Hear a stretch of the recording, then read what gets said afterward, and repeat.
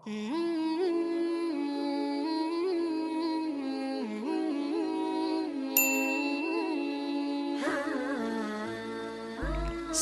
pagi, Sabit bin Nu'man berjalan di kota Kufah. Tiba-tiba sebuah apel jatuh dari sebuah kebun. Sabit mengambil dan memakan separuh. Seketika itu, Sabit sadar bahwa apel itu bukan miliknya.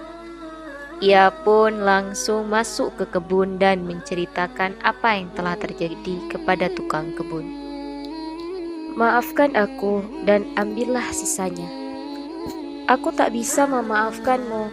Ini bukan kebunku, tapi kebun majikanku. Di mana rumah majikanmu? Aku akan memintanya memaafkanku. Perjalanan sehari semalam dari sini. Aku akan tetap menemuinya sejauh apapun rumahnya," kata Thabit dalam hati. "Aku tak boleh memakan sesuatu tanpa seizin pemiliknya. Sebab Nabi telah bersabda, setiap tubuh yang tumbuh dari makanan yang haram akan dimasukkan ke dalam neraka." Sabit lantas berjalan kaki hingga tiba di rumah si pemilik kebun. "Tuan," ujar Sabit usai mengucapkan salam, "maafkan aku telah memakan apel Anda dan ini sisanya." Pemilik kebun itu menatapnya penuh keheranan. "Aku tidak akan memaafkanmu," tukasnya, "kecuali dengan satu syarat." "Apa itu?" tanya Thabit. "Kamu menikahi putriku." "Inikah syaratnya?" tanya Sabit dalam hati. "Aku makan separuh buah apelnya dan agar dia memaafkanku, aku harus menikahi putrinya."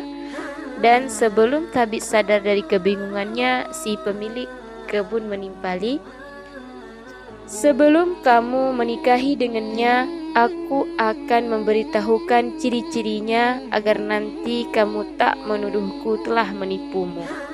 Anakku itu buta, bisu, tuli, dan lumpuh." Thabit bin Nu'man semakin bingung. Bagaimana mungkin ia harus menikah dengan gadis yang buta, bisu, tuli, dan lumpuh? Semua itu hanya supaya ia mau memaafkan karena separuh apelnya yang telah dimakannya. Bukankah masih banyak syarat-syarat lain yang lebih ringan? Ketika Thabit dalam kondisi seperti itu, si pemilik kebun menegaskan, "Tanpa memenuhi syarat ini, aku tidak akan memaafkanmu."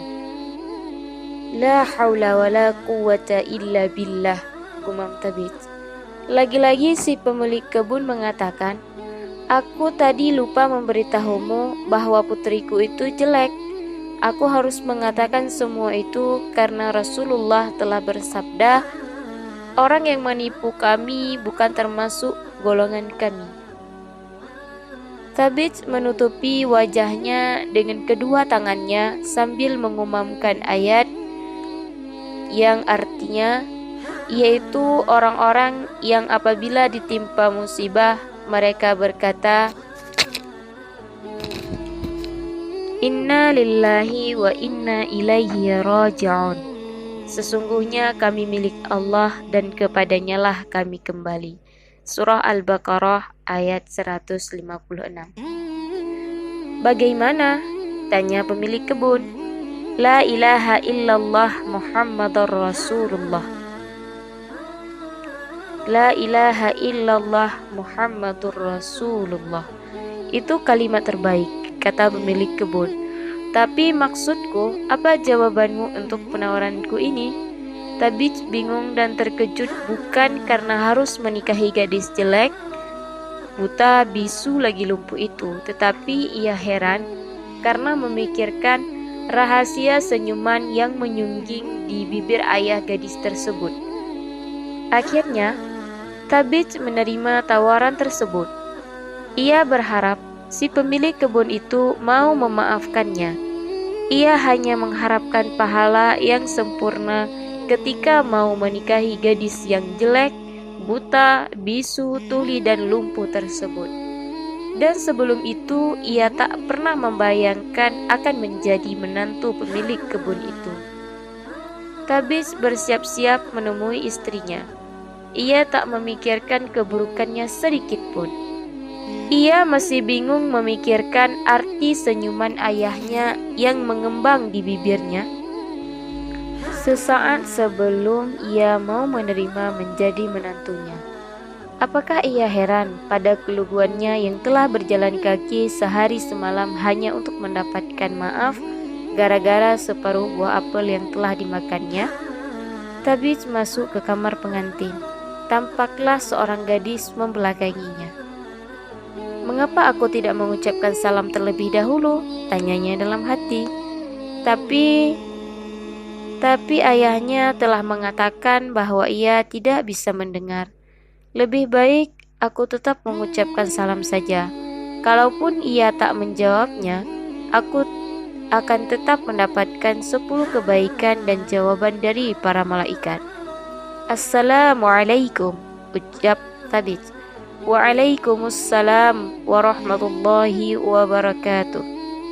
Sebuah jawaban yang sangat lembut terdengar. Tabits menoleh ke kanan ke kiri. Apakah para malaikat menjawab salamnya dengan suara yang bisa didengar? Tanyanya dalam hati. Atau apakah ada dayang gadis ini yang datang? Tak ada siapapun di situ. Yang ada cuma istrinya yang membelakanginya. Mengapa aku tidak mengatakan sesuatu? Tapi apa yang harus kukatakan? Salam lagi. Dan sebelum Sabit sempat mengucapkan salam, terdengarlah suara yang sangat merdu.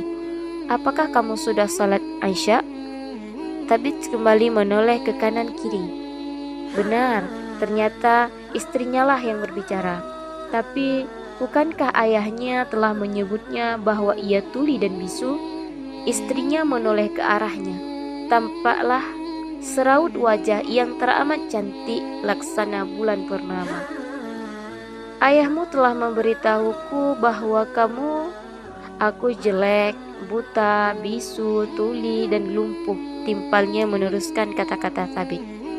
Gadis itu berdiri. Ia tidak lumpuh.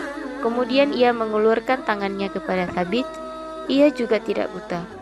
"Tapi mengapa ayahmu mengatakan kamu buta, bisu, dan lumpuh?" "Ayahku telah berkata benar."